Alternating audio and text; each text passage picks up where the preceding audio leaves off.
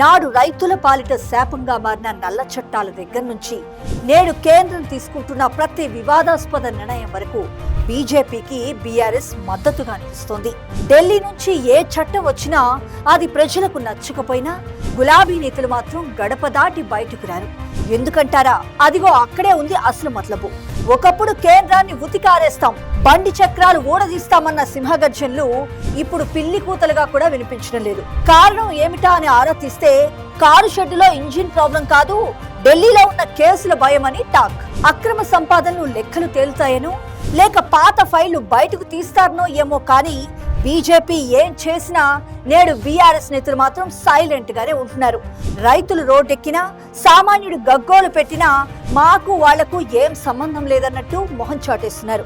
బయటికి మాత్రం కొట్లాడుకుంటున్నట్టు తెగ కలరింగ్, లోపల మాత్రం నువ్వు నన్ననకు నేను నిన్ననను అని అండర్స్టాండింగ్. ప్రజలకు ఇవేవి అర్థం కావనుకోకండి.